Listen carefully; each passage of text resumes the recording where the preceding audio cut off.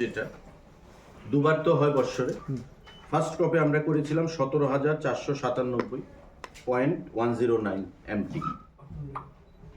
Second ক্রপে আমরা করেছি 18,946.990 MT, মানে 17,500 প্রথম ক্রপে আর তারপরের ক্রপে 18,500-এর উপরে সিমিলারিটি আছে। এই 18,000 18,500 এভারেজ। এই বছর কি কোনো বৃদ্ধি পাবে? এই বছর 18,000 MT 18,000 টার্গেট দিয়েছে। কৃষিমন্ত্রীর কাছে মাননীয় একটা প্রশ্ন, এইদেরকে বিভিন্ন সময়ে ভুল পথে তারা পরিচালিত করেছিল। আমাদের সরকার গঠিত হওয়ার প্রাককালে আমাদের প্রাক্তন মুখ্যমন্ত্রী বলেছিলেন, আমাদের দল বলেছিল যে সরকার গঠিত হওয়ার পর প্রথম ক্যাবিনেটে আমরা প্যাডি প্রকিউরমেন্টের সিদ্ধান্ত গ্রহণ করব এবং প্রথম ক্যাবিনেটে এখানে মাননীয় বরিষ্ঠ মন্ত্রী রয়েছেন রতনলাল নাথ মহোদয়, প্রথম ক্যাবিনেটে আমাদের এই প্যাডি প্রকিউরমেন্টের সিদ্ধান্ত গ্রহণ করা হয়েছিল এবং তারপর থেকে আমাদের এই প্রকিউরমেন্ট প্রসেস চলছে এবং আমরা আশ্বস্ত করেছি রাজ্যের কৃষক সমাজকে যে যতদিন আমাদের সরকার থাকবে ততদিন আমাদের এই ধান প্রকিউরমেন্ট আমাদের চলতে থাকবে। এবারকার আমরা একটা নতুন পলিসি এনেছি ধান ক্রয় সম্পর্কে।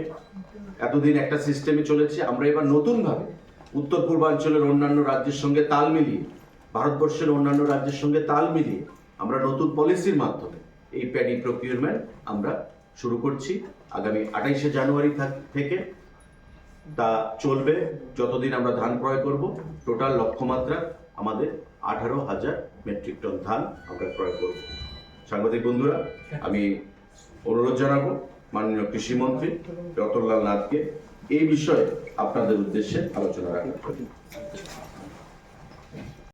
ত্রিপুরা বার অ্যাসোসিয়েশনের সদস্যরা আপনার সঙ্গে মিলিত হয়েছে, বিশেষ করে পশ্চিম জেলা ভোক্তা আদালতের একটি বিষয় নিয়ে। যেহেতু আপনি এই দপ্তরের মন্ত্রী, এই বিষয়টা আপনি কিভাবে দেখছেন এবং এই বিষয়টা নিয়ে আপনার পরবর্তী কি পদক্ষেপ হবে? দেখুন, বিস্তারিত এই বিষয়ে আলোচনা হয়েছে। যারা বার অ্যাসোসিয়েশনের বন্ধুরা এসেছিলেন তাদের সঙ্গে আলোচনা হয়েছে, খুব খোলামেলা পরিবেশে আলোচনা হয়েছে। আইনি কিছু জটিলতা ছিল, এটা বর্তমানেও রয়েছে। সেই প্রসেসগুলো ফলো করে আমরা খুব শীঘ্রই আমরা একটা সিদ্ধান্তে পৌঁছবো এবং তারা যেটা চাইছেন আমরাও সেই জিনিসটা চাইছি। এই জিনিসগুলো যেগুলো ঘটেছে বিগত দিনে ভোক্তা আদালতের ভেতরে বা বাইরে, সেটা কখনো কাম্য নয়। আমরা কোনো অবস্থাতেই এই সমস্ত জিনিস রাজ্য সরকার বা দপ্তর বা মন্ত্রী হিসেবে আমাদের আধিকারিকরা এখানে রয়েছেন, আমরা কোনো অবস্থাতে সেটা বরদাস্ত করি না। তো স্বাভাবিকভাবেই তাদের যে দাবি বা আমাদের যে চাহিদা সেটাকে মাথায় রেখে আগামী দিনে আমরা আইনি বিষয়গুলো দেখে সমস্ত পদক্ষেপ আমরা গ্রহণ করব এবং বিশ্বাস করি আমি যে পদক্ষেপ আমরা গ্রহণ করব সেটা প্রত্যেকের কাছে গ্রহণযোগ্য হবে। ধন্যবাদ। আজকে ভারতবর্ষকে প্রধানমন্ত্রী কি চাইছে? বিশ্বের শস্য ভান্ডার করতে। আপনাদের ইনফরমেশনের জন্য বলছি, 24-25 crop year India produced about 150.18 million tons of rice, higher than China 145.28 million tons, এবং এবারে আমাদের টার্গেট 151 মিলিয়ন টনস।